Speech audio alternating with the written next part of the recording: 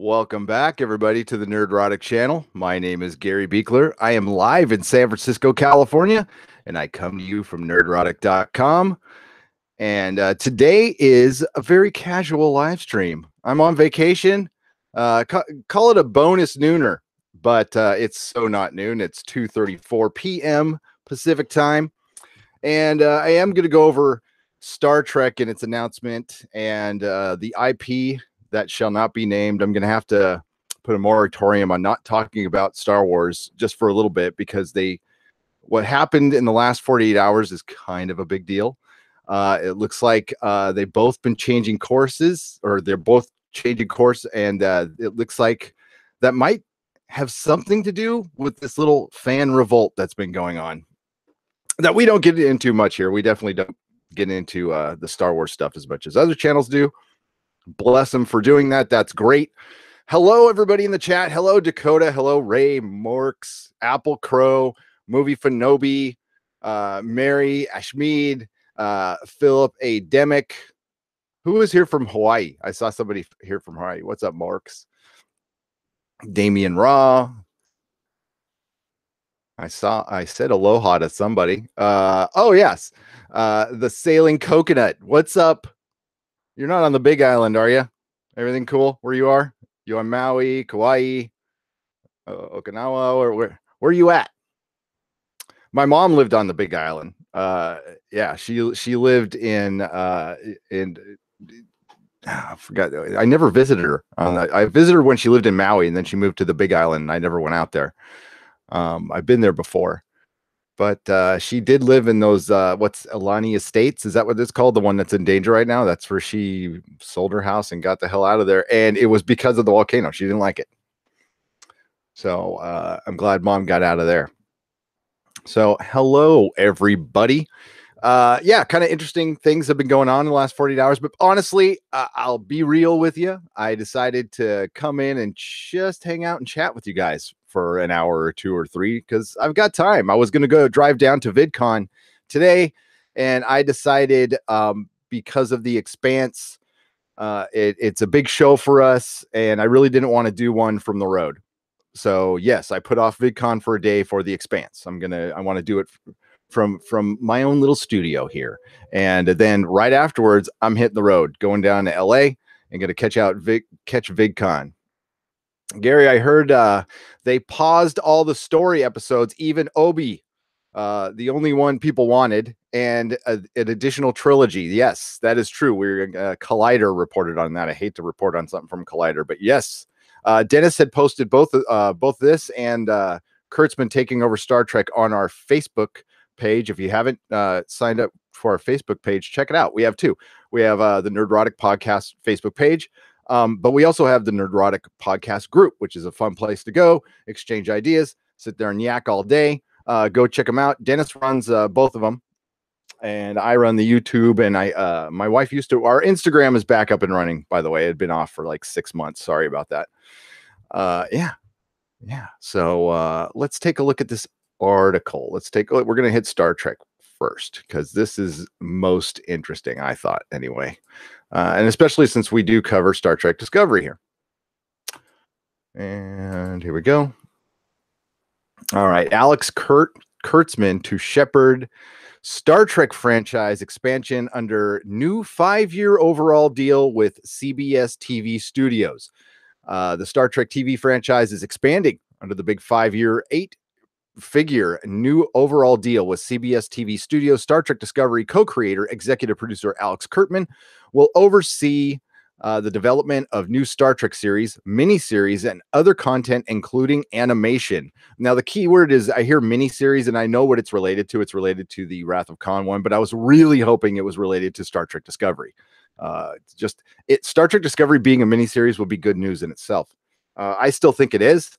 I don't think it's doing that well because of, for one, they named season 1 chapter 1. I don't know. There was just something in it for me. Maybe it's just me hoping. I don't know. Really not a fan of that show. But a huge fan of Star Trek. Okay. There are no specifics about any of the projects at the moment, though there is talk of one of the first shows will be an 8-episode limited series spinoff Kurtzman and Co. may reveal some details at the upcoming Comic-Con at the upcoming Comic-Con convention. Come on, deadline. Come on, guys.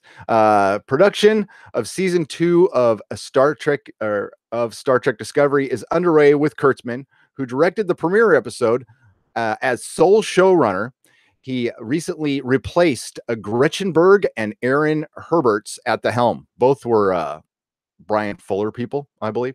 Under the new 5-year overall deal with CBS TV Studios, said to be in the neighborhood of $30 million, Kurtzman and in his secret hideout production company with Heather Caden as president and Aaron Bears as SVP of television, will continue to develop and produce projects across broadcast, cable, and streaming platforms exclusively for the studio. Question is this just all going to be on CBS All Access? Why, if it is, then why say it's going to be in multiple platforms? That's interesting.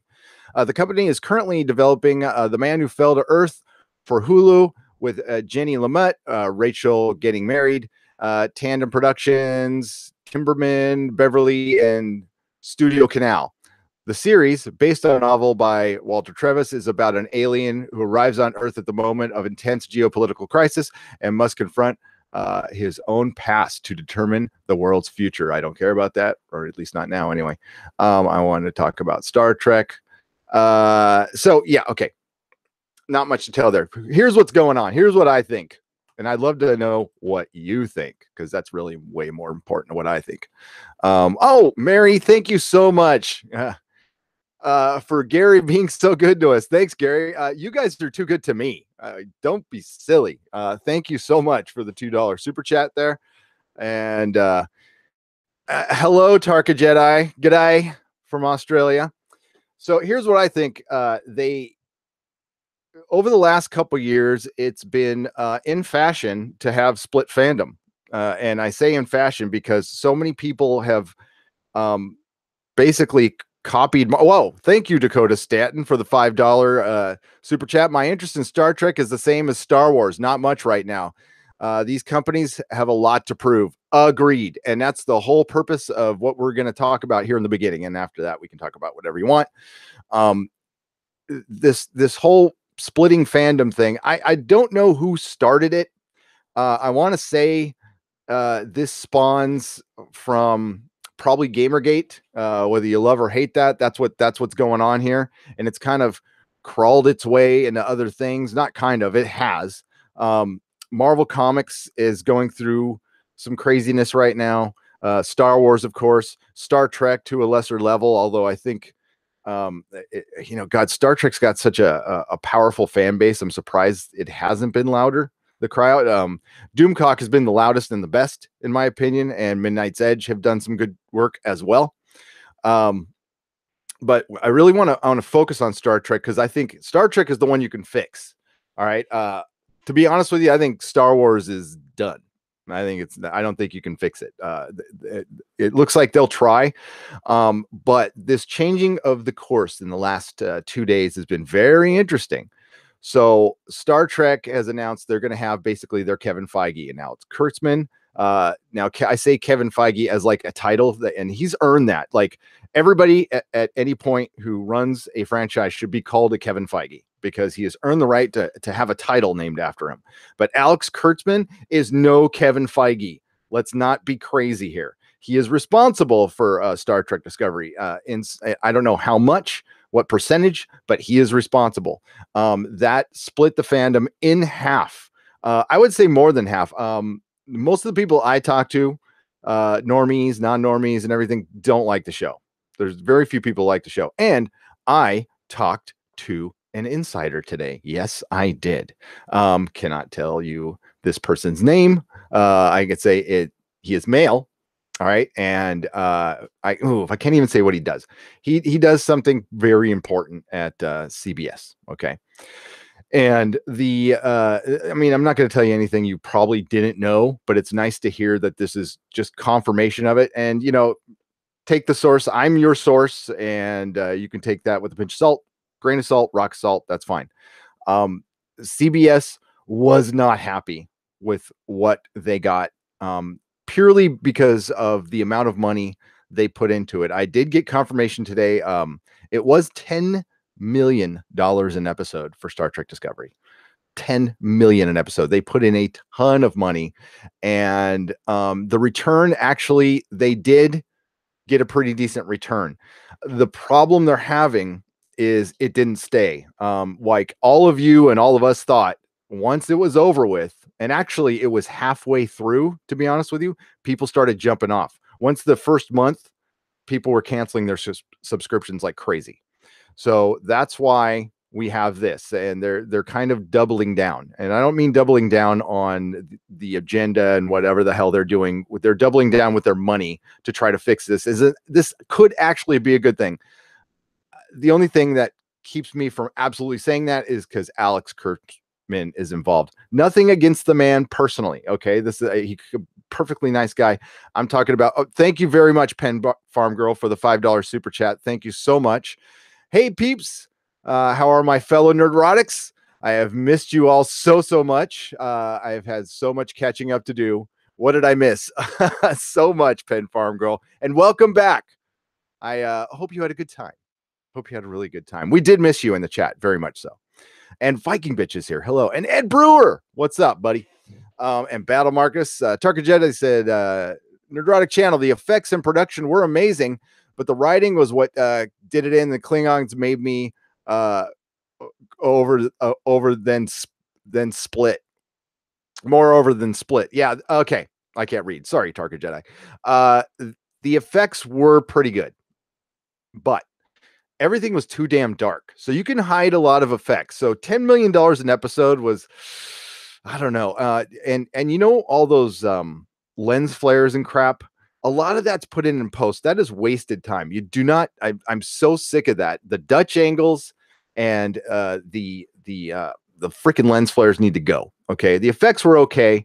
But even I don't know how much credit I want to give this show. Even Doomcock even took me to task for giving Doug Jones credit, who is a person I cannot say anything bad about because I love him, but I can't disagree with Doomcock on anything when it comes to Star Trek. Okay, I just can't.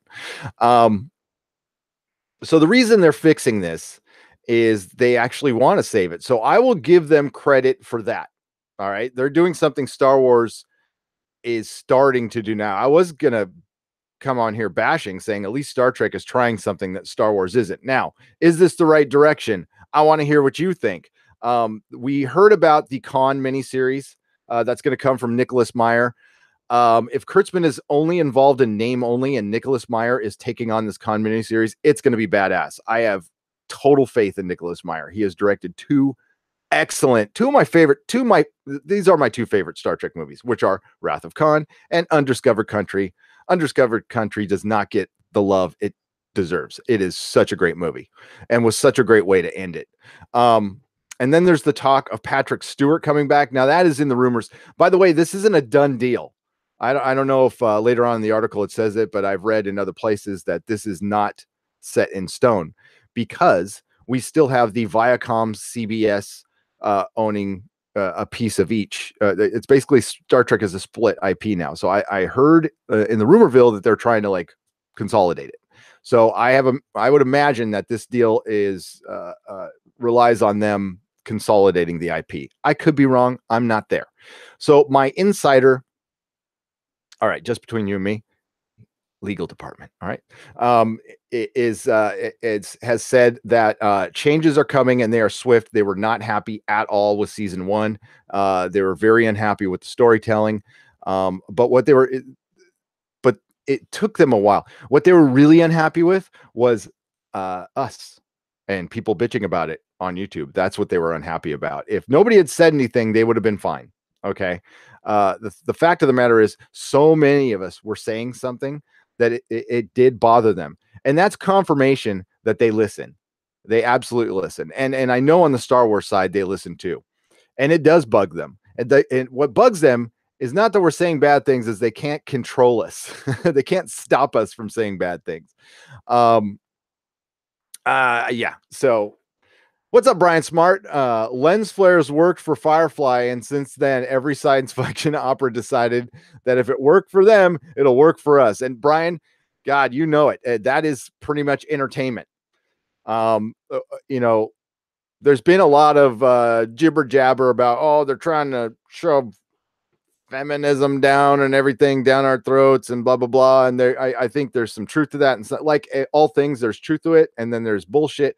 I think mostly it was Wonder Woman made a lot of money, and there's a girl in that. Let's make everything a girl, and it'll make just as much as Wonder Woman.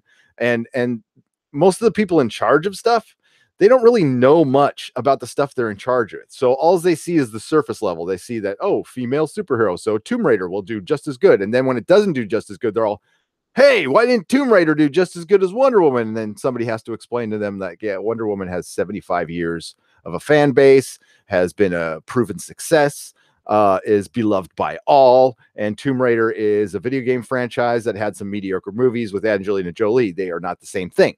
Okay. Duh. And you know, yeah, and I don't want to get into the politics and stuff like that. We don't do that here. Okay. But there's other channels that do it fine, and you can go there. But that's how they see it with lens flares. That's how they see it with everything. Oh my God, comics does this the worst. Comics, Marvel will copy itself doing stuff, and you know, they really live by the whole it's better to burn out than to fade away philosophy, which I kind of get, you know. But yeah, I don't know. I think if you wanted to make something like Firefly, it's like, why not make Firefly? I mean, it's out there. I don't think any of the actors would say no to that. At this point, I don't think Joss Whedon would say no. Darker Jedi says really strong points about Star Trek. Instead of changing the operating system, they should concentrate on characters and stories. Yep. So, and forgive me if I've repeated this, but they went out and the reason they did a prequel was to change canon.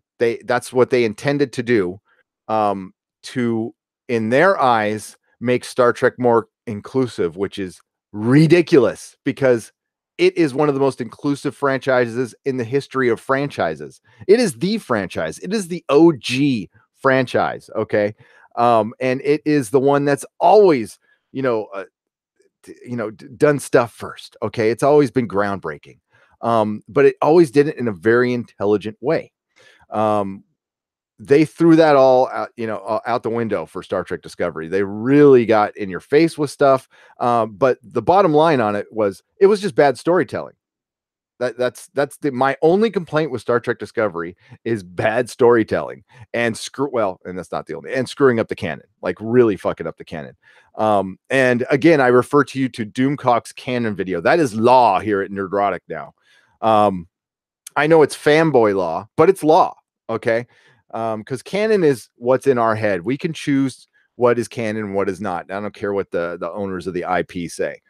Basically, to sum up Doomcock's canon law, it's basically what the creator of the franchise says. Okay, and not his heirs, not people who bought his IP, his or her, the creator of the franchise. By the way, Doctor Who, female created franchise, so that's why I got to say his and her. Hail Doomcock. All hail Doomcock. We saw JP says he wants more Doomcock. We all want more Doomcock. That sounds really bad, doesn't it? I'm going to try to get him on before he absolutely totally blows up, which is about to happen. He got invited to go on the World Class Bullshitters podcast. I'm sure he's going to say yes. And they have 60,000 subscribers. I've been listening to them since they had 2,000 subscribers. They've really blown up. And they've done very well. And he's gonna like really, really blow up. He's that good. And he's always been nice to us. And I don't want to be one of those guys who's always bugging him, because he's gonna get pulled in a lot of directions pretty soon. He's gonna get very, very popular and get pulled in a lot of directions. And I don't want to be the guy that's pulling at him. So I am going to invite him. I hope this doesn't put him on the spot. To our Expanse finale recap. I know he says he gets it on Amazon and he watches it a day late, but I will take care of him. I'm going to make sure he can watch it on time. I also helped him out with, hopefully he can join us on a Westworld too. That would be exciting. But again, I don't want to pull the guy in a million directions. I don't know like what he does during the day. I mean, what he does during the day is he's got to keep this Cthulhu creature, Harvey Cthulhu, from destroying the world, and he's got to work on his robots and world domination, and that is like that's easily a 14-hour day. I don't know how much sleep he gets, honestly. That's why his blood pressure is so high and he has to wear the mask. Yes, and thinking they were smarter than all the geniuses who made Star Trek. That was changing the canon, right? My tweet, which was, I guess, kind of poorly worded. What I meant to say was, because it's a 5-year contract, Star Trek, a 5-year mission to boldly go where better men have gone before. No likable characters to draw you immediately into the series either. I hated Burnham in the first episode just due to her mutiny, says Darth Barbecue. Darth Barbecue, you're correct. They made her, and this does Sonequa Martin Green no justice. Okay, again, nothing against her personally or her acting talent. I think she was given so many scripts at the last minute. Here's my theory on Star Trek Discovery. Brian Fuller left because he saw it was a giant turd. And what they did was they took his probably first draft of scripts and just rolled with them. Then did some minor touching up with who are less talented people. And say what you want about Brian Fuller. Dude's a talented writer. Okay. He's a very talented writer. American Gods was a piece of magic. It was so fucking good. So nothing against her personally, but her performance wasn't good. They put her in a bad spot by making her related to Spock. And they also had her do some like really ridiculous things. And it's a person, and I remember during our first recap of it, and I thought they were talking about us at first when somebody had said, this is a mean show. And I'm like, I don't think we're being that mean. We're just trying to be, real about the show. And no, she's like, no, this is a mean show. And it is, it's dark and mean. There's the characters are completely unlikable. Even Doug Jones's character, his makeup is yeah, he looks like a okay, this is gonna sound bad, but he kind of looks like a mushroom penis. Okay. I'm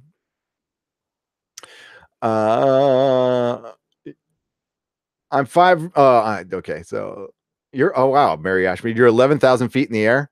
The valley is 4 to 5,000 feet above. It's just beautiful lakes, fishing, hiking, caves.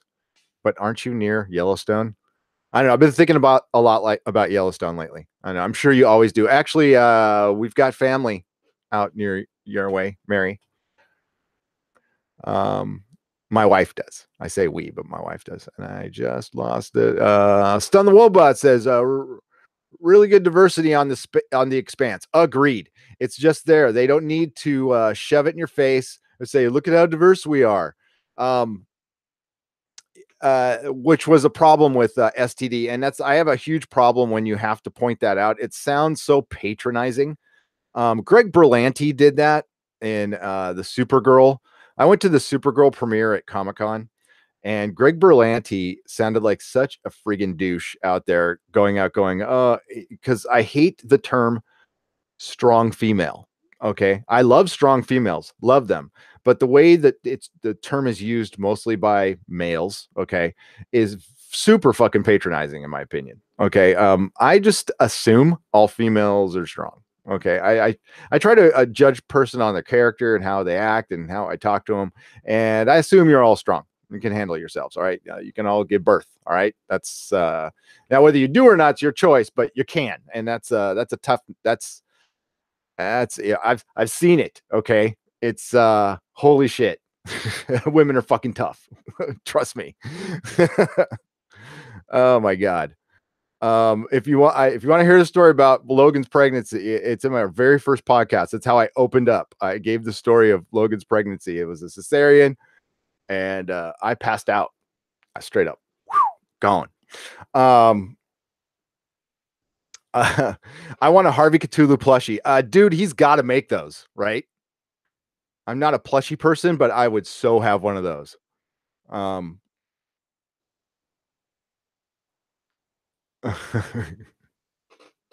Diversity schmersity. I've got Russian, Polish, and German ancestry. Family meetups are so fun. bring body armor, right? Yeah, that's like visiting Melissa's family. I got a diverse family. My oldest son is half Vietnamese. Melissa is part, I guess, is native. How we're saying it now. I was going to say Native American, but native. Yes, Winnebago, and not that. No, she's not part motorhome. She's part Winnebago. Oh, you asked Doomcock about Westworld 2, Viking bitch. Oh, okay. So he can watch it now. Trust me. I took care of him. Yeah, so with the Expanse, I'm just gonna give him my account. Or I'm gonna let him, and that's how much I trust him. I mean, I don't know. I'm assuming Doomcock is his real name, Dictor von Doomcock, and no, he's actually a super nice guy. He is. He is. He really tries hard to get on and stuff. And Ion Trone, how are you? Brian Fuller is leaving everything he touches. Yeah, and that's a thing. He's the modern day Frank Darabont. So I think he's an artist, which means he cannot just work with anybody. And Hollywood is the ultimate collaborative, cooperative effort. And some artists aren't good with that. And, it's not really a knock. Some guys are just, I think he'd be better like doing absolutely funding his own shit and just making his own shit. He would be much happier that way. And we're getting into a format to where he will be able to do that. We're going to start getting artisanal TV shows and stuff. And we're getting artisanal comics now. Old gatekeepers are falling, new ones are rising, but with YouTube and Indiegogo and stuff, it's easier than ever to make your own stuff. And especially if you're part of the do-it-yourself generation, which is Generation X.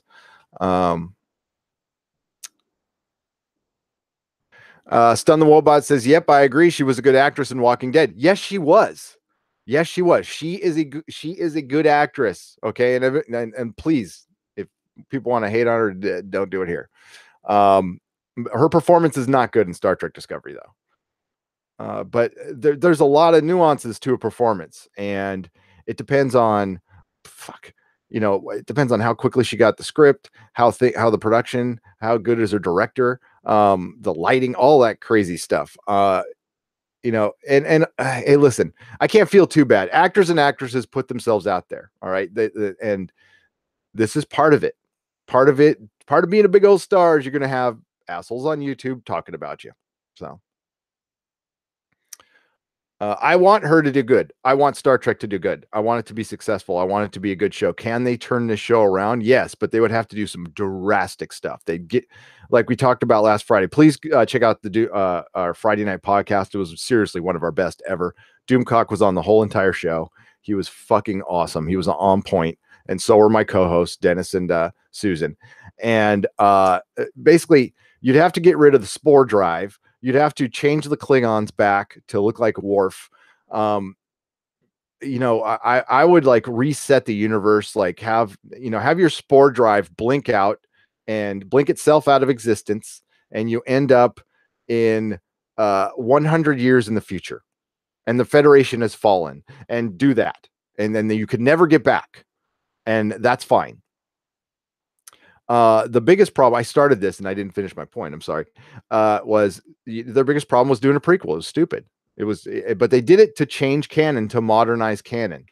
And there was also a huge rumor that this was going to be a reboot, a straight up reboot of canon. And I think they got cold feet at the end. So, but they rebooted so much canon.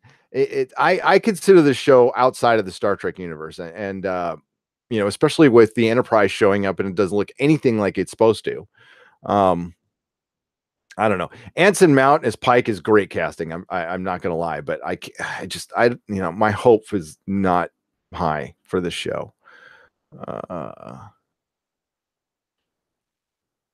Doomcock does, Viking bitch has influence. We're gonna say that right now. She's an influencer of YouTubers. She has power. JP says Sonequa Martin Green is essentially playing the same character she did in Walking Dead. Didn't CBS just fire the showrunners last week? Yes, Brian Smart, they did. We reported on Friday. Alex Kurtzman is completely taking over, and apparently they're in talks. Now, this isn't a done deal, that they're going to give him a 5-year deal for $30 million to make an animated show, work on Star Trek Discovery, do a Khan miniseries, and possibly another series. And Patrick Stewart is rumored. You want to make things good with the fans. You move forward with Star Trek. Okay. That's what you do. You move forward. You go past Next Generation. What my idea was to go 80 years in the future again, do not call it this, but a next generation, right? And do what you did with McCoy in the first episode of Star Trek Next Generation. You have an ancient Picard, like his on his deathbed saying goodbye, and then have a Picard funeral, and then have your new crew from that funeral go on some mission like outside of the galaxy, like just go somewhere nuts, and you can have anything new at that point. And honestly, no Klingons, have a Klingon on board, have a Romulan to kind of bring a representation of everything from the diverse universe that is Star Trek, and take it somewhere brand new and go freaking weird and alien on that aspect. That would be fun. I'd watch the hell out of that. I would pay $5.99 for that. Nyla Shadow, Star Trek Discovery sucks. I'll stand by that forever, LO. Yes, you will. And I will not deny you that at all. I feel like Kurtzman and Goldsmith were a lot more involved in the early problems than sold everyone else out to CBS as the problem. You could be right on that one, Apple Crow. Goldman is, I don't know how he gets work. There's a lot of very talented people not working right now, and Akiva Goldsmith, is it Goldsman or Goldsmith? I can't remember. The guy who wrote Batman and Robin. No. Not a Klingons, says Nigel Brote Savage. The Klingorks were terrible. I don't understand that aesthetic change at all. It makes no sense. Ion Trone says yes at Brian Smart, and they wrote the first 2 episodes of season 2, so season 2 could be similar patchwork mess as season 1.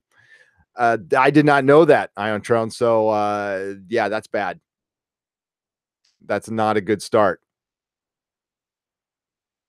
It has to go past Next Gen. Also, all of STD needs to be a holodeck simulation. Worf comes back as well. Hell yeah, Target Jedi. That would. You know what? There's nothing wrong with just coming out, continuing on with your bad universe. Everybody should learn from the DCEU. Like, continuing on something that doesn't work, doesn't work. All right. We'll see how Aquaman does. I admire the fact that they're trying to fix it, but has anybody, I could be wrong, cite me an example where something didn't work for like 2 or 3 years, but they just kept at it and it worked itself out. I can't think of, I'm sure there is something, but I can't think of anything at the top of my head. If I create a new series, it would be set in 2461, start a new exploration mission to celebrate the Federation's tricentennial. That'd be cool. Nyla Shadow, I like that idea. How about just telling the guys at Axanar that we're sorry and make a show for us? Or we'll buy your property and give you all the money you need, and we'll just get an Axanar. What sucks is we wouldn't have Richard Hatch playing that Klingon, which was fucking awesome. That was so good. And they started off in a bad foot with the whole, stamping out the Star Trek fan films and stuff. A fucking IP should be thanking their lucky stars that they've got so much love that people are willing to spend their own money right? To make these really nice productions. Star Trek Continues and Axanar. I think the Transformers would love to have something like that. Universal Monsters would love to have something like that. Very little gratitude. I know lawyers don't believe in that shit. And I know Axanar might have blurred the lines with fan film, but honestly, you take it behind closed doors and you say, hey, let's just work something out quietly. We can't have you making money off our IP. I understand that. But why don't we work something out to where if you guys do pull in a profit, you just quietly give us a percentage. We won't call you out. So and we all keep this quiet so the fans don't get pissed off. I know it's hard these days to keep things quiet, but I mean, it seems like they just wanted to go to battle instead of work it out. And what'd you do? You pissed off a lot of fans forever, by the way, who aren't going to come back. Waves a frying pan around. Not the Klingons, says Nigel Brote Savage. Oh no, better not touch the Romulans. After what they did to the Klingons, keep your Romulans away from STD. What Abrams did to the Romulans was so awful. J.J. Abrams. Yeah, don't get me started on him. Random gamer user 42. What's up? Alex Kurtman is the one that killed the Universal Dark universe before it started, sadly. Oh, that's right. Great point. I would have loved a Universal Monster reboot. Me too. When I first heard it, Random Gamer, I was excited. I didn't know what the details were, but the fact that I heard it, I'm like, cool, this is going to be great. And then all of a sudden they wanted to make it Tom Cruise action movies and weirdness. I don't understand. CBS is one of the greediest media companies, it seems, says Darth Barbecue. They are. And Warner and CBS are the quickest with their copyright strikes too. They really don't like people talking about their stuff on YouTube at all. Jar Jar Abrams, right? They have no idea why Lost is so loved on. I have no idea why Lost is so loved on Reddit. Is it? Yeah, Lost did get lost. Yeah, I think a lot of J.J. Abrams tried to blame that on Damon Lindelof, but dude, J.J. Abrams is the culprit here. It was clear early on. I always had a terrible joke about him. I mean, it's a bad joke, but J.J. Abrams. I was a fan of Alias. Okay, it had a good first season and a half, and then it went off the rails because he took off to Lost, and then Lost went off the rails because he took off to go direct the Tom Cruise movie, right, which was really average. And then he started getting this reputation of not finishing stuff, and I started feeling sorry for his wife. But sorry. I don't know if he has a wife. I have no idea. I think I missed some chats. I'm going to go up here. Death to the Spore Drive, says Tarka Jedi. See breaking news. What's breaking news, Pen Farm Girl? What'd I lose? What'd I miss? Did I miss something?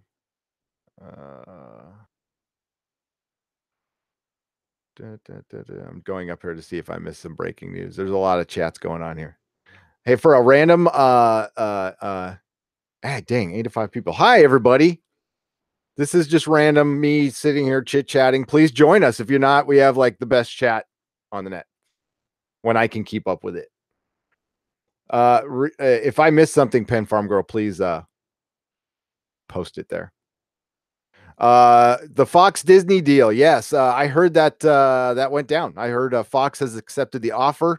I don't know if Comcast is going to counter offer again, but they put up a big old offer, and then Disney countered again. I guess they offered more cash. Let me see. Sorry, guys, it's going to be quiet for a second. We'll also talk about. I guess we'll talk about Star Wars because it is absolutely related to what EVS just did a big old live stream on this. So I don't want to repeat anything he's done, but here we go. And Disney Fox deal done. Yes, it is. Okay, let's just go there. Forget the Star Wars shit for now. That's my Google.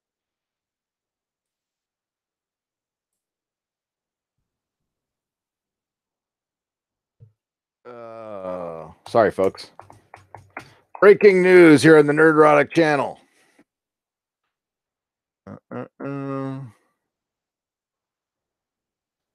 Okay, I don't even know what this website is. I'm not going to do that one. They're going to have a bunch of crazy pop-ups. Oh, let's go to a really evil. Let's go to the Wall Street Journal. Oh, there's Papa Murdoch. You know him, you love him. The Bond villain himself. Oh, fuck off with your ads. 20th century, or 21st century Fox agrees to higher offer from Disney. Walt Disney Company, which I will fully disclose I own stock in, raised its offer to purchase most of 21st Century Fox for more than $71.3 billion. That's 20 billion more than it was originally offered, topping its unsolicited offer from rival Comcast Corp, who I really hate, and escalating the bid war for the coveted media properties. Disney's new offer is far higher than the original deal, $52.4 billion in stock, and surpasses Comcast's all-cash offer of roughly $65 billion. In addition to having the higher offer, Disney is said to have the regulatory advantage over Comcast in winning a company to help it fight back against new media competitors like Netflix, which is worth more than both of them combined, by the way. Fox, in a news release, said the new Disney deal is superior to the proposal made by Comcast earlier this month, and Comcast spokeswoman had no immediate comment.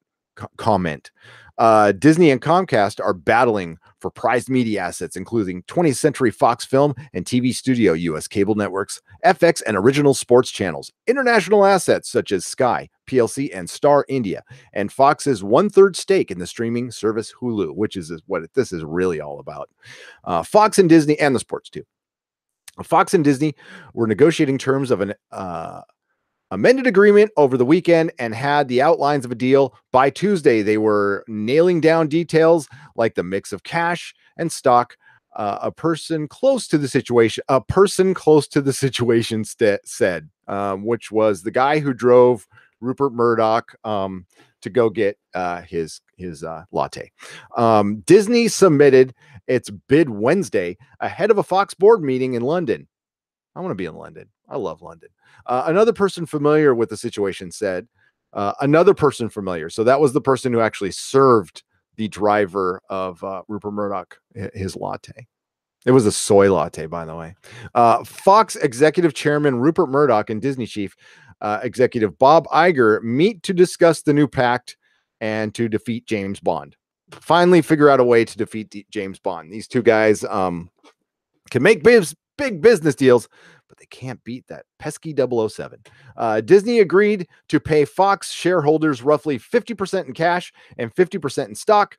And the current deal closes, Fox shareholders would owe 90% of the combined company compared to 25% under the old deal.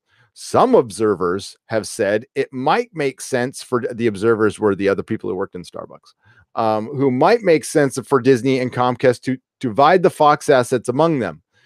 But Mr. Iger said that the deal is a non-starter. We have an agreement in place with Fox that precludes that, he said on a conference call Wednesday. Disney said has time on its side. So this isn't a done deal. Of course, the government has to approve it. Mr. Iger says because the company's deal with Fox has undergone several months of regulatory review, we believe that we will have much better opportunity both in terms of approval and the timing of the approval than Comcast does. And this is starting to bore me, and I'm sure it's starting to bore you. And I'm sure the article will sum up with, one day we will get you, Mr. Bond. I expect you to die. Sorry, I probably ran with that joke way too long, but I don't care. It's my show. So yeah, boring, blah, blah, blah, stock, multi-billionaires,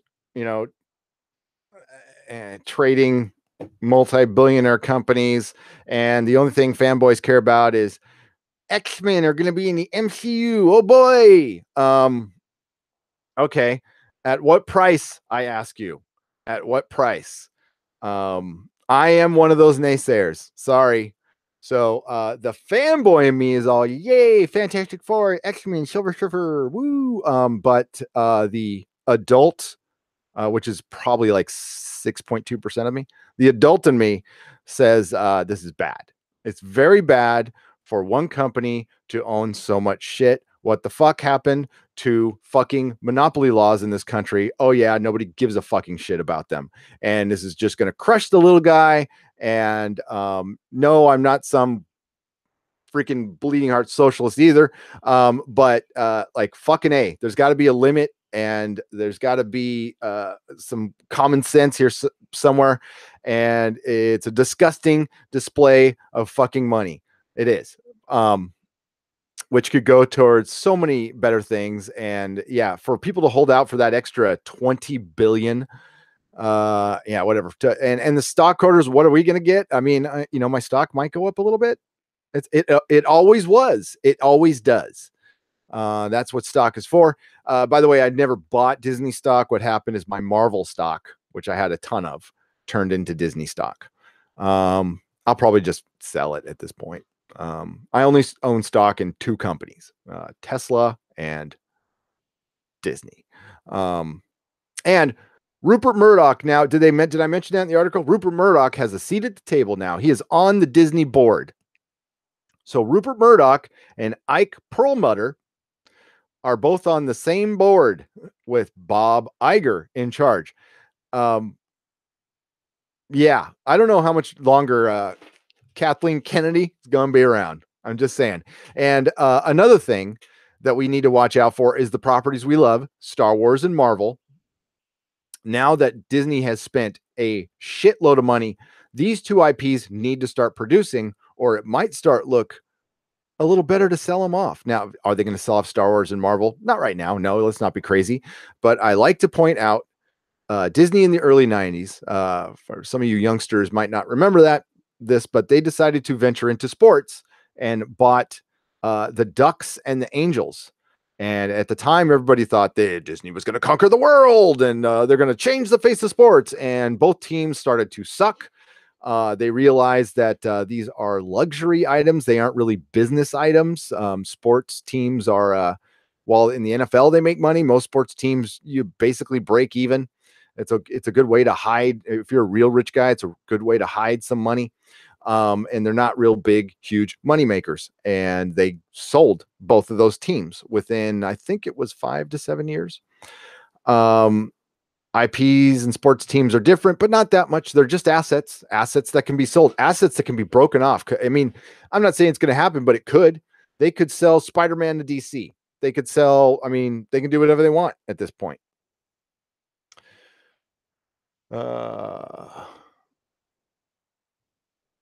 I do agree, Gary, about the monopoly laws seeming less strict. Someone viewing any of DC's deals, look at the high grossing movies. Evidence right there. Right move, Finobi. Is this a slam dunk with the government? Probably, because they have the right people on the right payrolls. I think if everything was played above board and honest, they would not approve this deal. It is not good to have less competition in the field. I love lots of competition. I do, because we get better shit with more competition. Less competition, homogenized stuff, homogenized art. Spot on, Gary. It could be a big problem. Seeing X-Men in the MCU is a cool idea. Could be done very badly, though. And Disney having not much is not a good, having that much is not a good idea either. Thank you, Stun the Mobot, and I agree. Let's assess Disney real quick. Before they bought the MCU, what did they have? They had Tron and John Carter. Okay, two movies I actually liked. Okay, I actually liked both of those movies quite a bit, but not everybody did. They were kind of flops, and Disney was desperate, and they were in deep shit. So it seems like a long time ago, and it kind of was, when Disney was like the 5th best movie producer out there, and that's what they were. And Disney's gone up and down, and it will continue to go up and down. And we will discuss in the future like where they're going with phase 4, because I got a bad feeling about this, to quote Star Wars quite a bit. And with the Star Wars stuff, we've already seen just major mistakes. And what happens is, like, Lucasfilm was eventually going to lose its autonomy. Okay, Pixar has lost some of its autonomy. It had pure autonomy, and then Disney's been creeping in. With John Lasseter gone now, more of that's going to happen. Although they had this huge hit with The Incredibles, which was pretty damn good, by the way. I like The Incredibles too. I had a lot of fun at that movie. Marvel better at least create a Hulk versus Wolverine movie, perhaps another Chris Evans Captain America and Wolverine World War II movie, says Winter Exile. I would hope so, but I have the feeling, Winter Exile, that's it for Chris Evans. I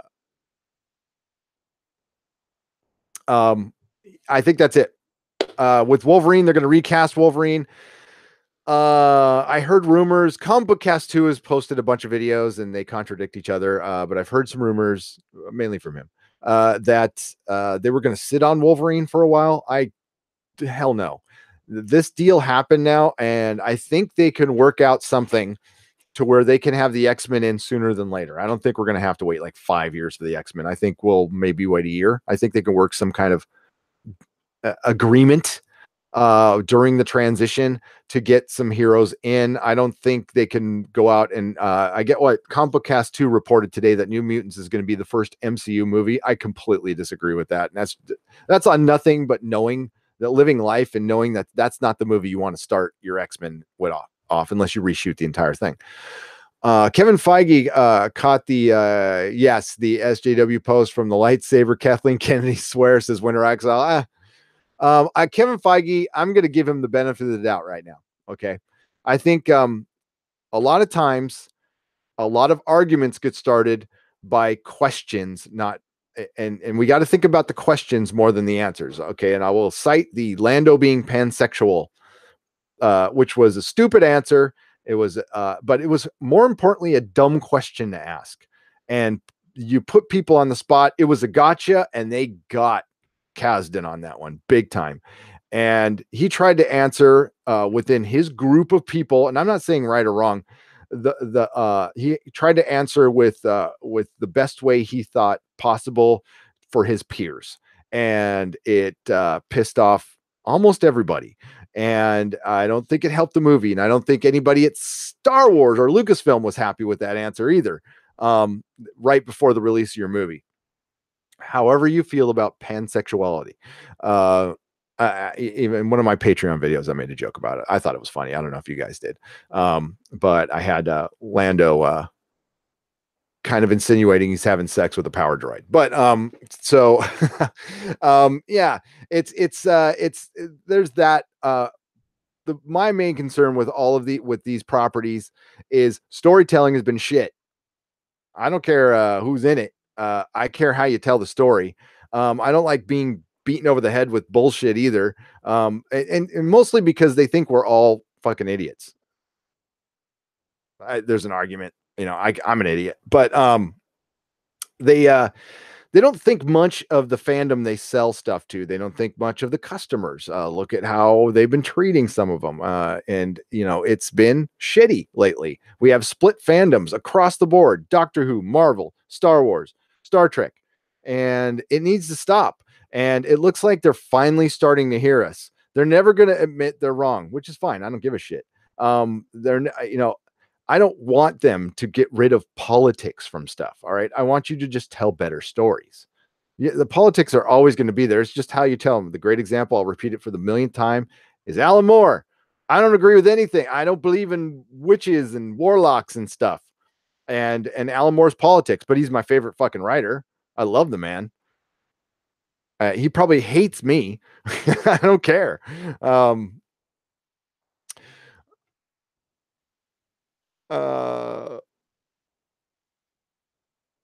Okay, so the Winter Exile asks, the real question I'm curious, in your opinion, would Disney cast, who would Disney cast, or who should Disney cast as Wolverine in your opinion, and what mistake do you think Disney will make with him?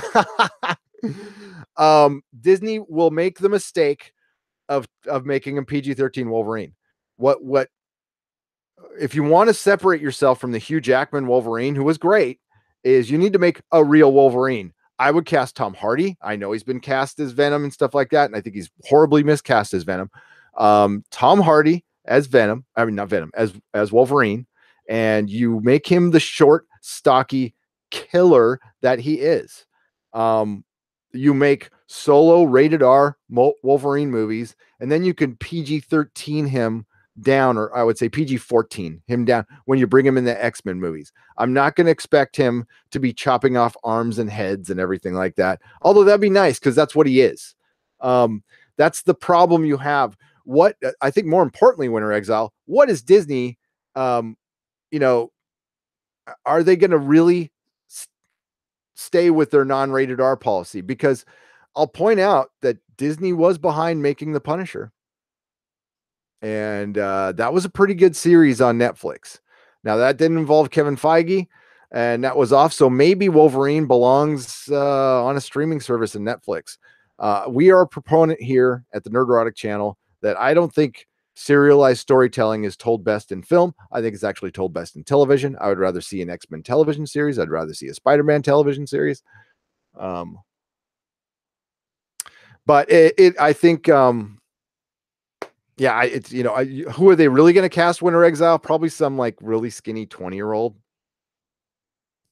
I don't know. Wolverine needs to be a man. All right. And Tom Hardy is a man. It's a man's man right there. By the way, Taboo, great fucking TV show. Go watch it. Everybody. Droids in Star Wars are sentient. They get their minds wiped and they start getting too sentient. I thought that was always kind of thing. Somebody else brought this up with the Phantom Menace. We just had robots like killing a bunch of people. So if they really want to go down that road, they should show them like they probably have a good reason of not trusting robots. And maybe that was the whole invention of the restraining bolt. I wish they made those for kids. Boo! Just kidding. I have a low bar. I live 100 miles left or less from the French. We have to be inclusive non. I don't get it. Sorry. I don't know. The French. They're just French. They were perfectly not lovely to me when I visited Paris, and I loved it. They met my expectations.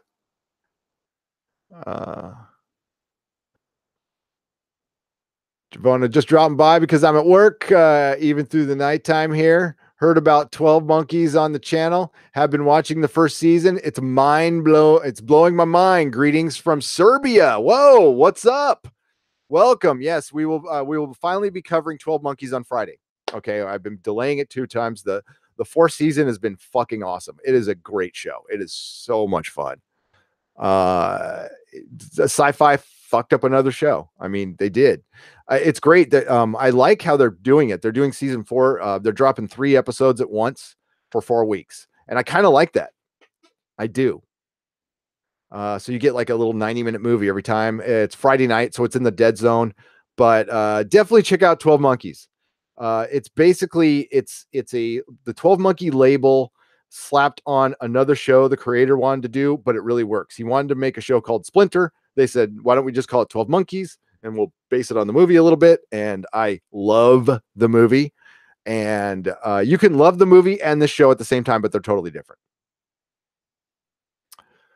I want Tom Holland as Wolverine. I was talking in a private chat with Feisty Fan in Comics Division, and we pointed out, and I could be wrong on this, all right, but I noticed that there's a lot of male English actors working in America right now. Is it because they're better trained, or is it just a trend right now? But Superman's English, Spider-Man's English, and I'm like, couldn't we gotten a kid from the, I don't know, from New York to play Spider-Man? I don't know. That's just me. From Queens.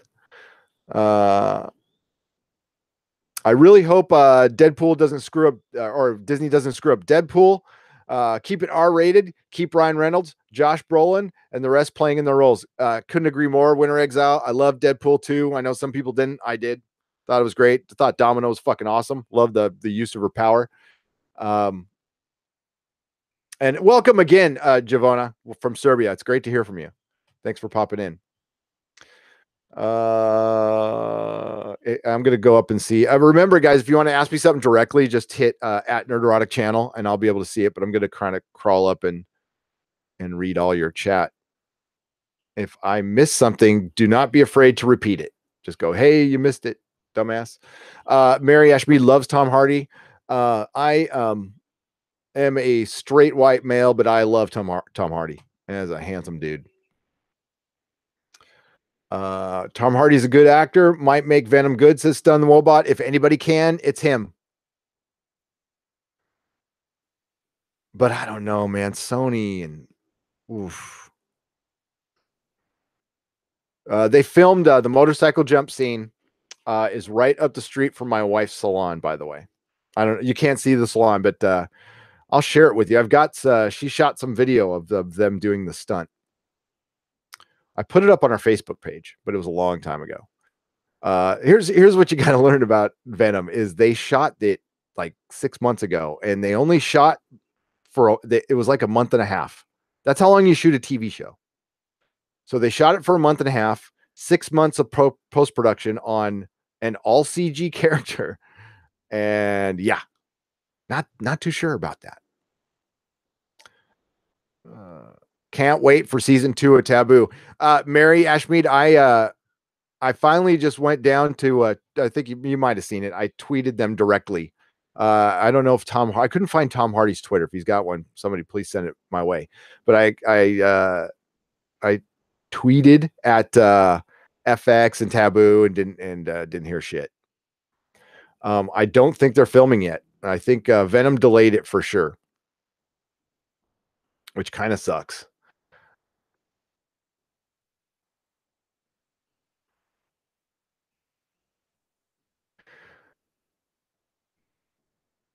Oh, sorry. I was just pre-reading stuff. A lot of silly crap floating around about Star Wars at the Mo.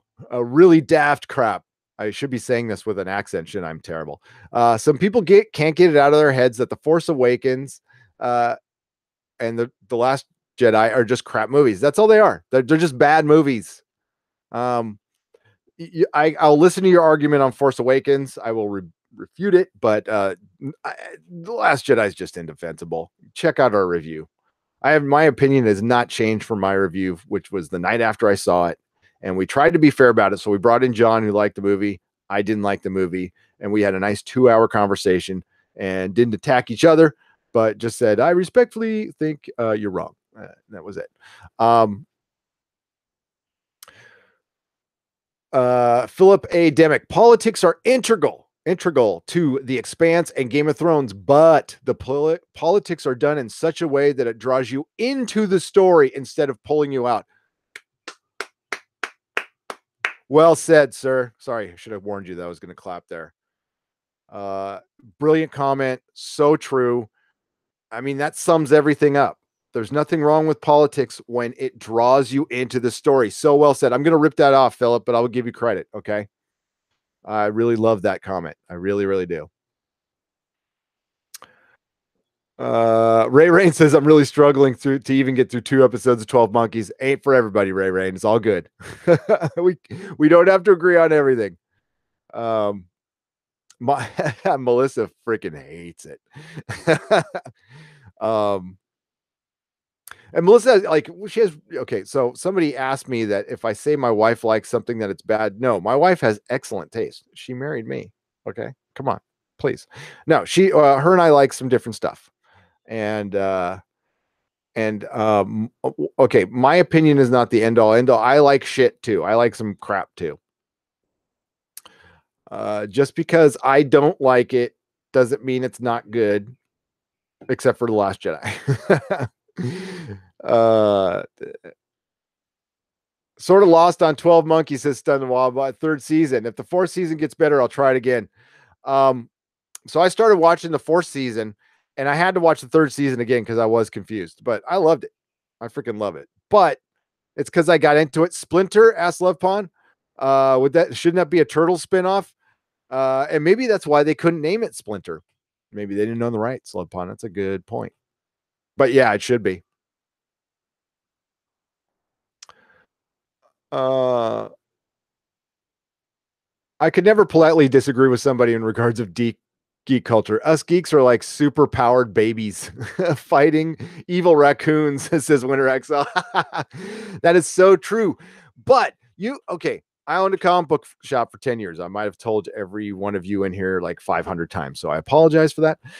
But yes, there's always been really like high tension battles between Marvel DC fans, people arguing about comics in the shop. They have gotten elevated, but they never like went to fisticuffs. They never got disrespectful. Nobody ever personally attacked. There's just been voices raised.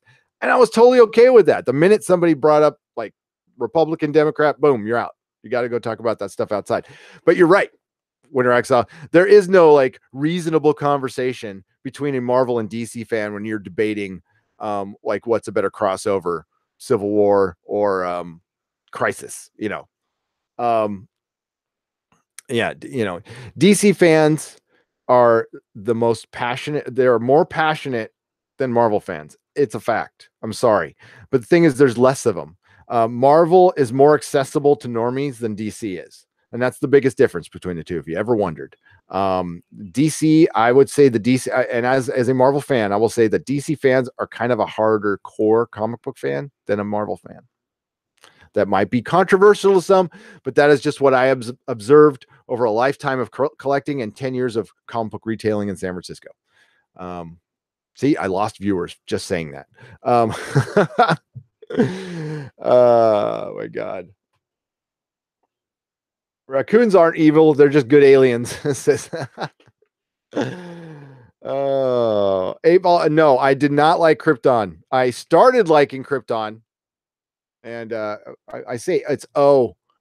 Why did I say 8-Ball? So it's just O. I don't know. It's O dot dot dot. True, you like Krypton. I did at the beginning. Fully admit it. I was starting to like it.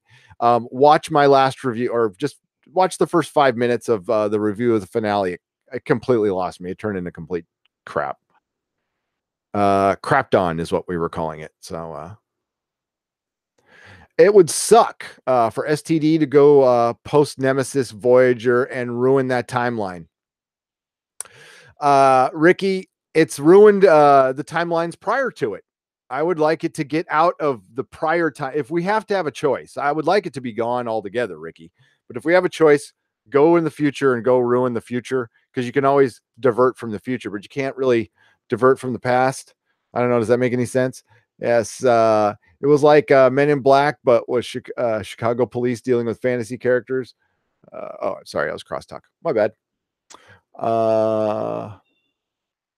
Going through the chat here. I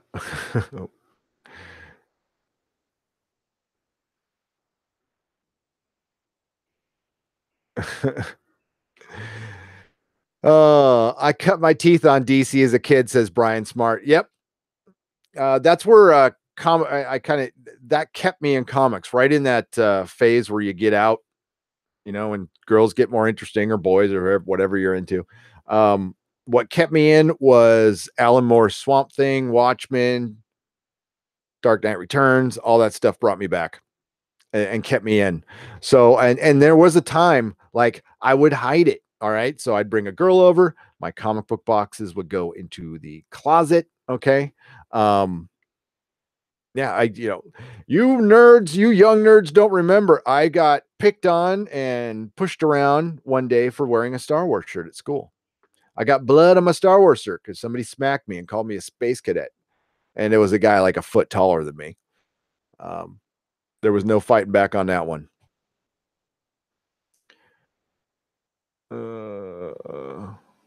That guy's dead now. Kind of sucks. It's a sad story. Yeah, I just, some people just start out bad. Some people are just born bad, and he was.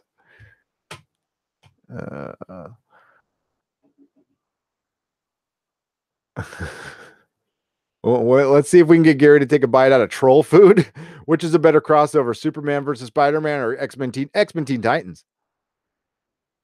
X-Men Teen Titans. It is a much better crossover. As a matter of fact, okay, this is how much I think of it. It's right here. It's right under my desk. How you like that? How you like that magic trick? Boom. I freaking love that crossover. It's funny because I argued a different crossover on Comic Book Thunderdome. Bye, Stun. See you later. Okay, been great. Best chat. Gotta go. But I'll be back for Expanse review. Have a great day. We'll see you back for the Expanse. By the way, guys, the Expanse is going to be early since I'm home. Okay, is that okay with everybody? We're going to do the Expanse at 7:30 p.m. Pacific time, so you people in other countries and in the East Coast, you can get a little extra sleep tonight. Plus, I got to wake up at 4 a.m. and go to VidCon. So I'm going to VidCon. There you go. But yeah. This is a magnificent crossover. Okay, if you can find it, this is I shouldn't have tossed it like this because this it's about a 9.4. It's got some little bit of things on the spine right there, but this is the one. Oh no, shit! No, it's not even that. It's a 7.5 because there's a crease right there. Yeah. So this is the one I bought at the Coordinate newsstand in Oceanside back in 82. Was it 82? Yep. Simonson, Terry Austin art. I mean, that is just the shit. Look at that, man. Oh, and yeah, they weren't diverse back then at all. This was just when white people ruled the earth. I don't know. Kind of did for a while, but yeah, I'm an old fart. I'm an old fart, and I love that fucking comic so much. You were 8 years old in 82, you youngster. I was 12. X-Men Micronauts crossover. Hey, the Micronauts comics, Brian Smart, used to be drawn by Steve Ditko, and I got some original art for $40. I got Ditko art for $40. I'll never forget that. My comic shop owner, James Sim, runs over to me at the WonderCon. He's all, dude, I can't remember the inker's name. He's a Filipino guy. He's from Daly City, and he's always at the San Francisco Comic Cons, and he inked all kinds of masters. And I'm a bad person for forgetting his name. He's super nice too. And he was selling Steve Ditko art for $40. And he's, there's one left. And I freaking sprinted over there. I was so happy. I didn't even ask for change. I gave him $60. I'm all, screw it. Mary says, you were 5. You were so young. Happy the Boys crossover, says bot 2917. The Boys, yo, hell yeah. That would actually be a good crossover. I'll have to ask Derek about that. Derek's all busy. He's too busy for me. No, he's they got a TV show ramping up. So am I talking to a real bot? Hey, that was a good question. Okay. Look what we're doing. We're doing good so far. When we said minus 12 or something. Okay, wait a second. Mastercam. Back to earlier subject. The Chronicle Unemployed. Justice League was my Saturday morning cartoon jam just growing up. Darth Barbecue. Fuck yeah. It was mine too, but I was like in my freaking late 20s and early 30s. But I was eating Fruit Loops and watching Justice League. So it's just like a kid. Now, Super Friends, that was my jam. Grew up on 2000 AD comics. DC and Marvel weren't really available in the deepest, darkest Wales. And on Fox, that's a good thing to grow. I kind of wish I grew up on that because I became a total fanboy of that stuff later on. It was hard to get on our side. No, I was agreeing with the bot. Okay. Sorry. Lost Boys Hellblazer crossover. Frog Brothers meet John Constantine. Nihilist Shadow. Awesome. I love it. I'm sure the Doctor would seriously annoy Adama. Oh, BSG Doctor Who? Hell yeah. He would. Wolverine in the X-Men cartoon was brilliant. So brilliant. All right. We're going to wrap things up. This has been a fun chat, but I got some other stuff to. Maury Daniels, what's up? I'm very excited for the boys. Still wish they could have gotten Simon Pegg for Wee Huey, but I'll take what I can get. Yeah, me too. That was a nice surprise podcast. Unfortunately, I got to go, but I will be back for the Expanse. Bye, Viking bitch. Yeah, I'm going to duck out too. You were 19 and 82, so you got me, Brian Smart. Yeah, sorry to mention up the Star Wars real thing, so I'll do that real quick before I go. Okay, sorry. Let's do that. Since it's in the title, might as well go for it. Share screen. So you got me for a few more minutes here. I know, I just saw a lot of people ducking out, so I was like, maybe I should too. But fuck it, let's stay. Okay. Oh, that's not what I wanted to talk about. And we'll keep that up, and we will find this is what I wanted to talk about. And we'll go over there. All right, since we kind of spoke about it, this breaks the moratorium just for a little bit, and I know a bunch of people have done tons of videos on this, but this relates to the Star Trek thing. Is Star Wars are canceling the spinoffs, or they're put on hold. I don't know if it's canceled or not. It may be a while before we see any more movies of Star Wars Solo Story out at Lucasfilm. Sources with knowledge of the situation tell Collider that Lucasfilm has decided to put plans for more Star Wars spin-off stories on hold instead of opting to focus their attention on episode 9 and what the next trilogy of Star Wars films will be after that film. Sources tell us the previous rumored Obi-Wan movie was in active development, but those who are working on the film are no longer involved. It was recently reported that Logan filmmaker James Mangold was in early talks to write and direct a Boba Fett film, but that was before Solo release. The news comes in the wake of the disappointing launch of Solo, which only Lucasfilm's second, a Star Wars story spinoff, which received mixed positive reviews. And what's a mixed positive review? Oh, it's like it was kind of good. No, it received mixed reviews from Shill Media. Most people, it wasn't that they didn't like it; it was something way worse. They didn't care. And fell short of box office expectations. The film scored 84.4 million, blah, blah, blah, dollars, millions lost. Rogue One, blah, blah, blah. J.J. Abrams, Rian Johnson suck. Okay, so real quick on that one. They're listening. They're finally, I think fans, they hear you. I think they're fucking listening finally. I think they hear you. And, you know, I think it's too late though. Like I said before, it's too late. Unless you, I think this focusing on episode 9 is something. There is some rumors it might split into 2. The Last Jedi is such a hot mess. We don't need to go over it. The only way to fix it, they can't bring back Han. How they did Han was bad. Well, how they did Luke was worse. But you can fix it. It would be silly, but you can fix it. Luke did not die. He teleported. He went away somewhere. He can become corporeal again. Rey is going to have to be his daughter now. Straight up, it's going to have to be his daughter. And I still don't care. I don't care. And they're bringing Lando back, and that's great.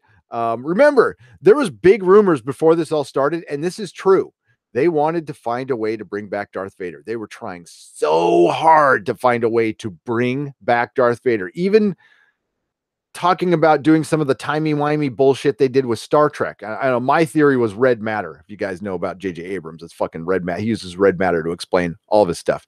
The great thing about Westworld, to tie this into Westworld, is there was an article, go check it out, is Westworld is really trying to undo the whole mystery box thing.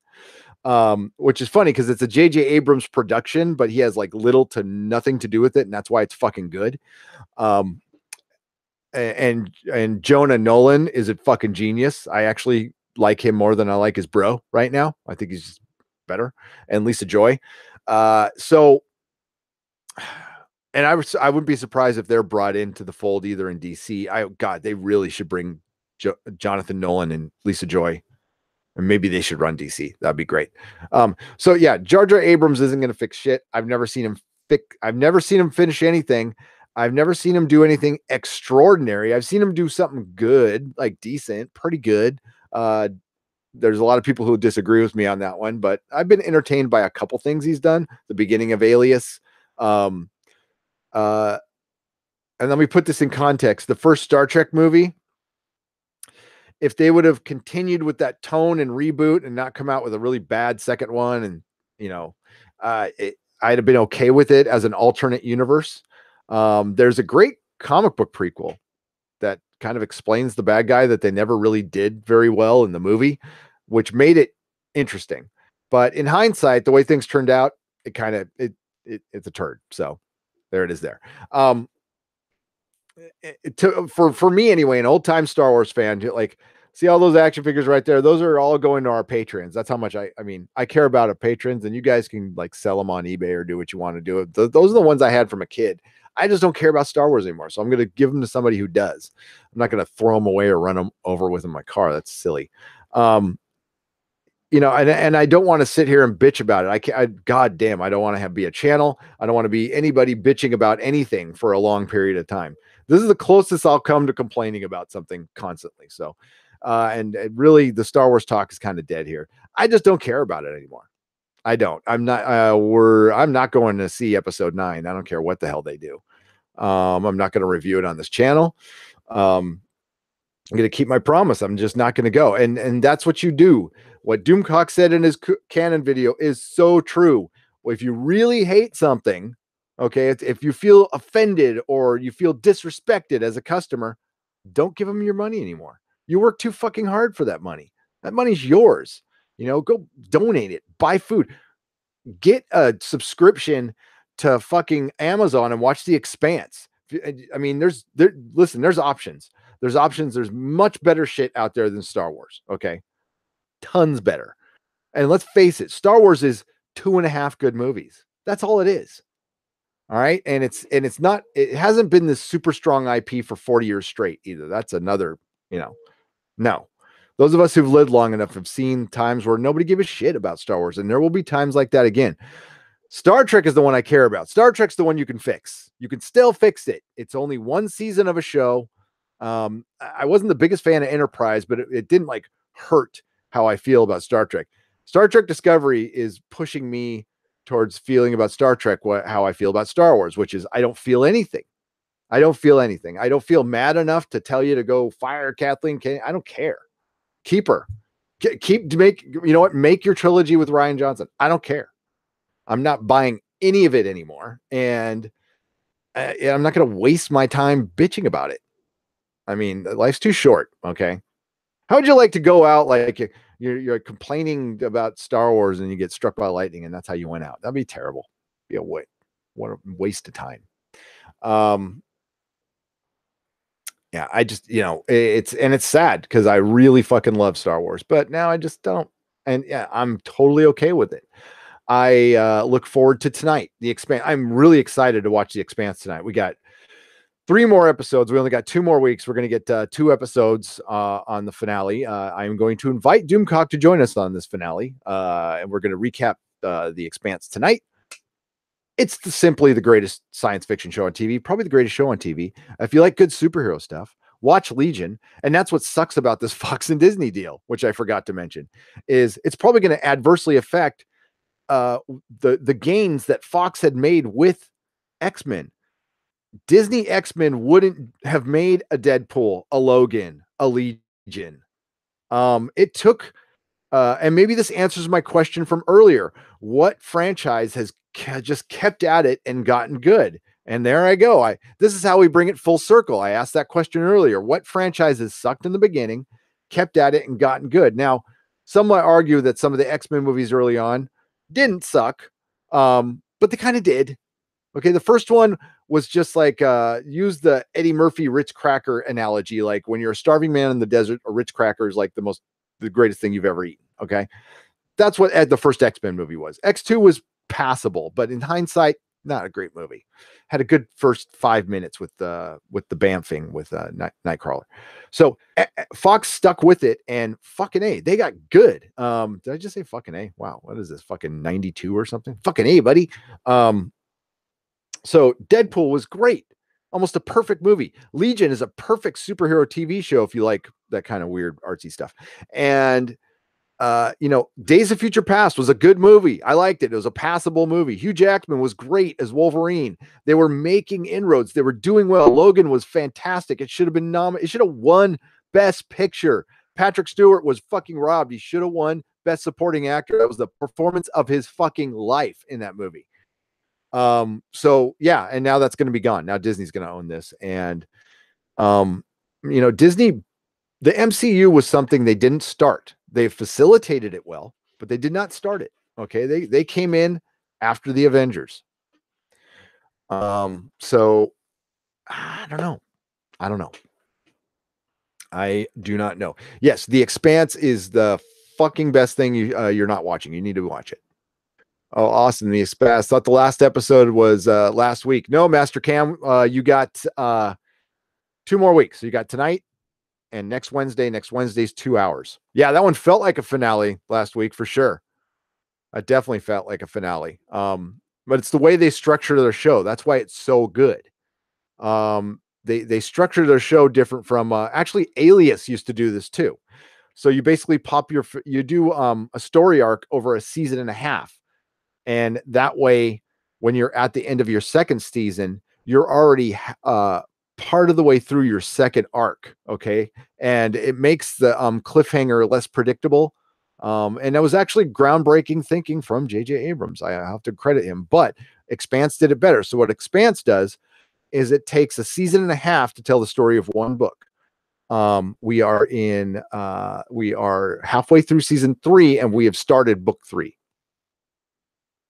They shortened up book 2 a little bit, and they've kind of shortened up book 3, but like we're getting into like it's the Expanse part of the Expanse. We aren't quite there yet. So the namesake of the show is going to start happening tonight. Let me give to your chat. So much for saying goodbye. I'll give it like 20 more minutes. Fuck it. I didn't even plan on doing a live stream today. I know I sound like Clerks. Jar Jar did some very good stuff. Cloverfield. Okay, I like Cloverfield. I did. I don't know about the third installment of Cloverfield. I like the first Cloverfield. Said Mark Antonio. I liked the first 2 seasons of Alias. I liked Cloverfield, and I liked the first Star Trek movie for what it was, like a standalone alternate universe Star Trek. Fixing Star Trek is so easy. Make Discovery a parallel universe. Stop calling it Prime Universe. It would still suck, but it wouldn't harm classic Trek anymore. Nihilist Shadow, yes, agreed. If we're gonna be stuck with it, fucking yeah, that's what I thought they were gonna do. Like if they, like stay in the mirror universe, then I'm like, fine, fuck with the mirror universe. I don't care. I know there's some people out there going, shut up, Gary, but Doors and Corners, kid, says Ion Tron. Hell yeah. Maybe that should be our shirt. Doors and Corners.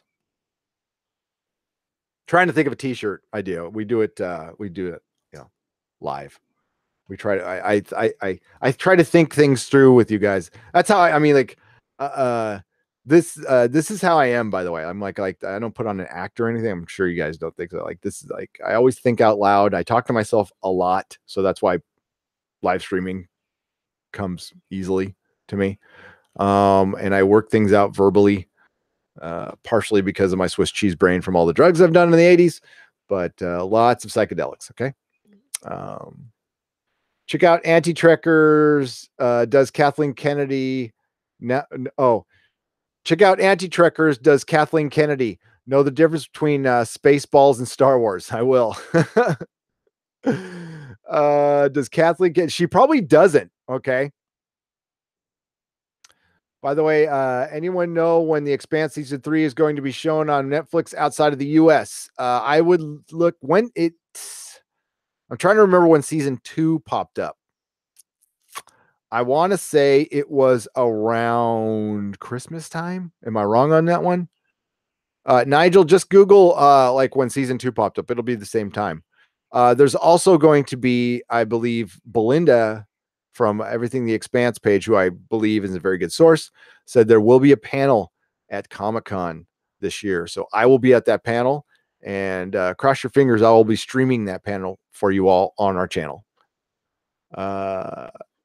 Artemis Over Easy says, yay, the Expanse with Doomcock. He sounded open to it. So again, I don't want to put him on the spot. He's going to be very popular. So I don't want him to feel like just obligated, if I'm, he's totally cool. Like we'll get him on one more time. But I'm telling you, that guy's going to have 100,000 subs. He's going to at least have 60,000 subs within a calendar year. Okay. We're going pretty good. We're going through like a little hot streak right now. We're probably going to cool down over the summer because we're not covering as many TV shows that are super popular. And how we go is like how popular the TV show goes. So, in summer, we usually kind of have a little lull, but we're already way ahead of where I thought we might be at 3,000 subs at the end of the year. We are currently at 4,300, and unless I'm counting back, unless we lost some, we were at 4,302, but it goes up and down sometimes. Sometimes we do live stream. I piss people off, and yeah, see, we've lost 2 subs. We're at 4,300.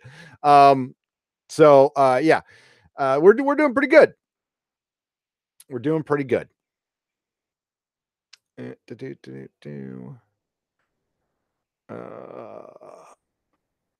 I just lost the chat. Where did it go? There we are. There you guys are. All right, a few more here, and then I'm gonna go.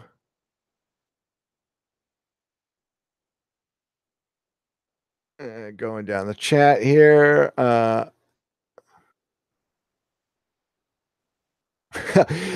Nihilist Shadow said, I'd make the Klingons of the Discovery the Klingon equivalent to Neanderthals. Yep. There actually is an easy way to fix that. I've said it before, is like make them just diverse. Make like not every Klingon looks the same from every Klingon planet. That's pretty easy. You could still get away with that, I guess.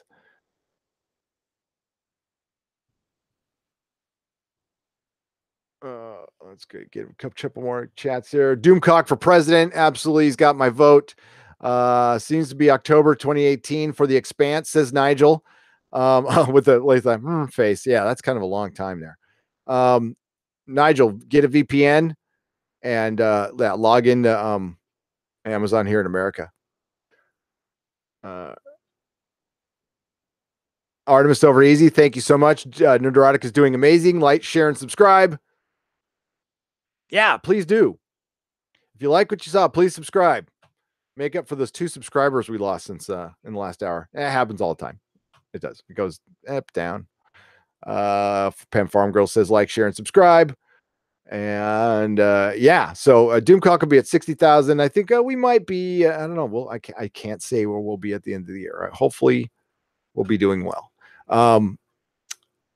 I do, by the way, have a plan for okay, so I don't ever want to be a channel that relies just on super chats to answer your questions. So when the chat gets to the point where I can't keep up, I've got a plan, because we're going to continue to talk to as many. I mean, I'm not going to say we're going to hit every chat if it gets nuts, but we'll find a way to we'll do our very best effort to try to interact with you guys always, and it will not be dependent on super chats. We love super chats, but it's, I'd rather just talk to you. It's all good. I think Worf makes a comment about the change in the Klingon looks. Can't remember what it was. It was in I think it was in the next. Now I can't remember what it was, but he does. And they kind of explain it a little bit in Enterprise too, with the eugenics thing, I believe. Klingons will be Klingons no matter where they live. It takes millions of years to go from reptile to human. Call them Klingorks, please. You're right, Mark. Absolutely. They are Klingorks, and she is Mikey Spock. Not watching Star Wars movies? Turn that movie into a super chat. Yeah, I'm not watching Star Wars movies anymore. Nope. DS9 Tribble Tribute, says Nigel. Thank you. Bye, Battle Marcus 8. Oh boy. killing your daughter. Is Emily dead? Says Gary Fernbach. She is now. And they did that on Father's Day.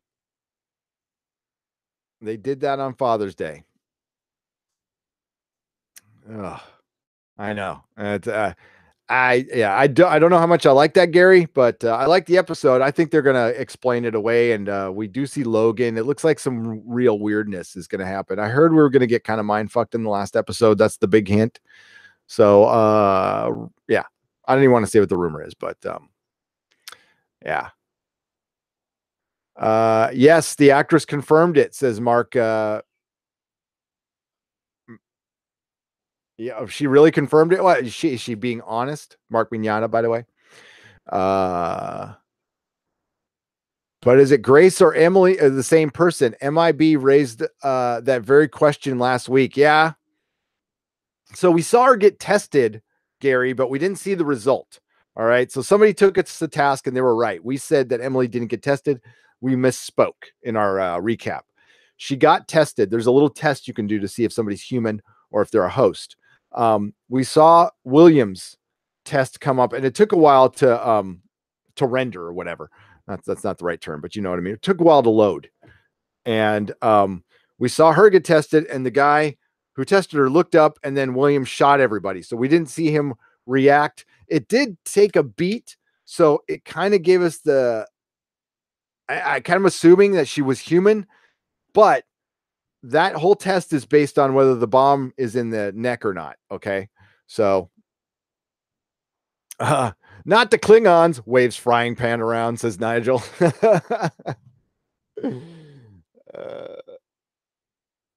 Yes, the test is also the presence, absence of the spine explosive. Yes, that's it.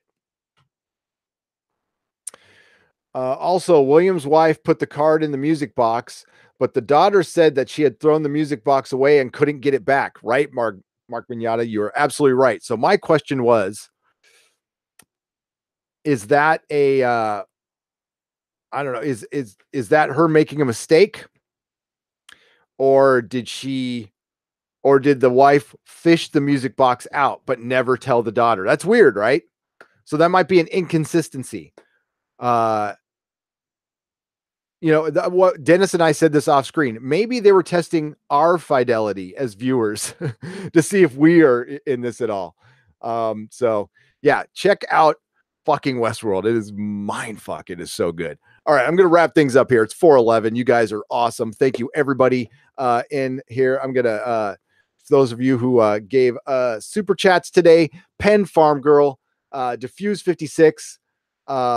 Hope Springs Eternal in the Star Wars universe. Did I miss that super chat? I'm sorry, Diffused. I suck. Diffused 56. I apologize for missing that. Dakota Stanton, $5. And Mary Ashmead for $2. Thank you so much for the super chats. We have some wonderful patrons that I'm going to put across the screen right now while I keep talking and trying to waste time while I bring up the video, which I should have done. And I didn't. And it's missing some names, so I will speak the names it's missing because we did get some new people. I need a producer someday. All right, here come our patrons. And meantime, I will read. And you guys have been wonderful today. Thank you for being here and keeping me company for this surprise podcast. I'll keep it up for a little while. I may just keep it on the channel. What the hell? We did get a lot of viewers today. So I was just going to, like, some guys do that. They do live streams, they hang out, and then they pull it down. That might be because they're too controversial, though. We're not that. So yeah, I'll probably keep it up. What the fuck? So our new patrons are Mark Mignata, Jeffrey Kane, Edwin Johnson. Those are the new ones that are not named here. So you guys are awesome.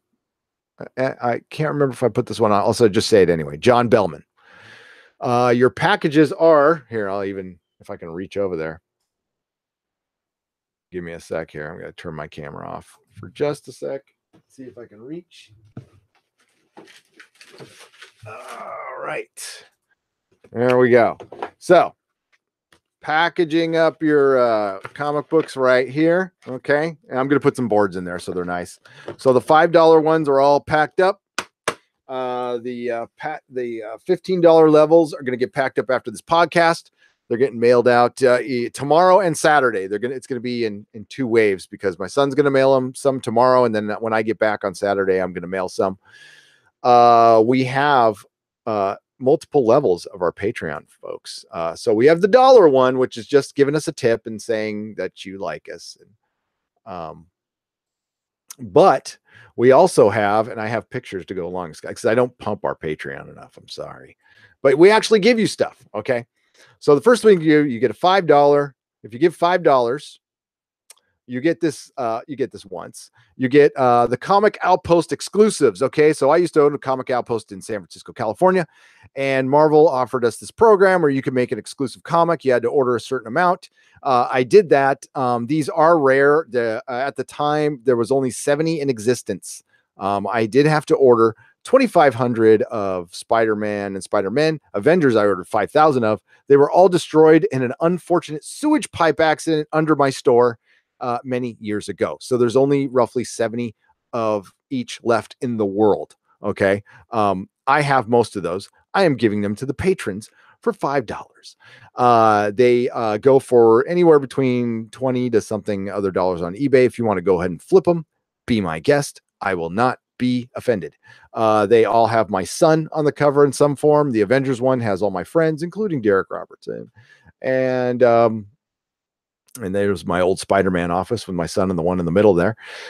You also get what's equivalent to a Loot Crate box, but not just dumb stuff you don't want. This is like old dumb stuff you don't want. So this is just an example of what you can get. You aren't getting exactly this, but you get a mix of vintage toys. You do get those 3 comic books. You also get some comic books, and there's another example. So what you end up getting is a mix of about 5 or 6 action figures, 2 or 3 comic books, a couple of magazines, and some tchotchkes. Okay. Yes, you will be getting probably a vintage Star Wars figure in yours, the real deal. And again, if you want to flip them, that's up to you, man. I don't care. Feel free. We just want to give you something back for supporting us. Okay. These packages, what you get one. So if you stay with us for a year, you're going to get 2. Okay. You get one every 6 months. But you don't get anything after that. You only get 2. If you stay with us for 6 months, you get 1. And we appreciate that. And the value of this, it's somewhere upwards of around 100 something bucks for the box. Yeah, so we like to give back with our Patreon. I didn't realize how much of it is to, I wanted to like do a nice presentation. So in the future, someday we'll have a nice box that says Nerdrotic on it, but no, you're not going to get anything sexy like that. It's going to be sent to you free of charge, of course.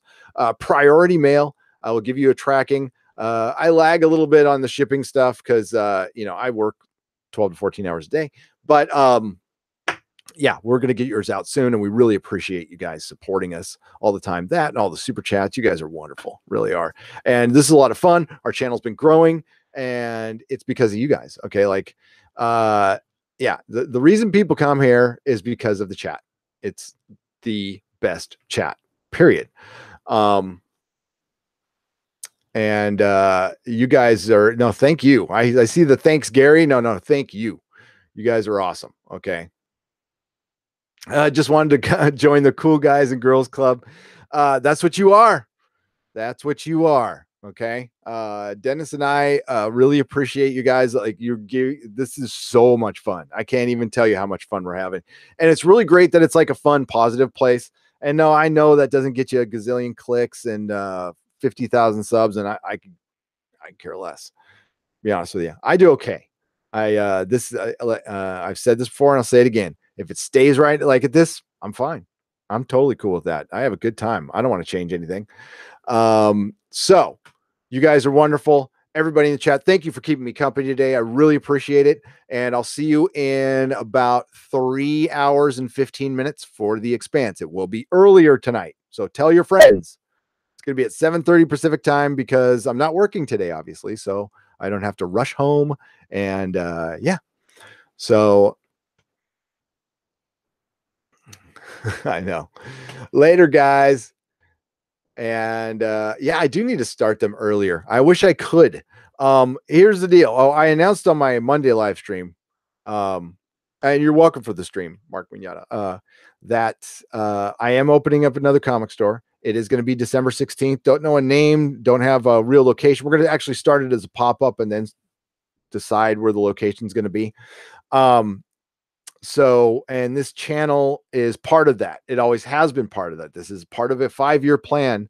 And quite honestly, I didn't think the channel would take off until I had the comic store, until I had a platform. I had always planned on just like having this channel and having some fun until we turned it into something kind of as part of the comic store. It's gonna be part of a network. Okay. It just so happened that this thing kind of took off a little early, and that's great. That actually works out. So what's a comic again, Nigel? This is a comic book. I don't know about that new stuff, but there's enough old stuff to keep us all busy forever. And I plan to carry a lot of it.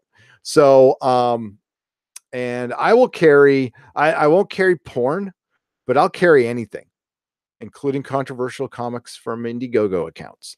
So there you go. 5-year mission. Yes.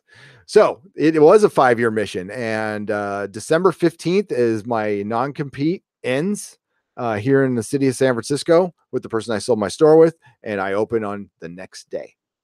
So I'll do a video like doing an official announcement, and we'll do a video on the name and everything and all that. So I have overstayed my welcome.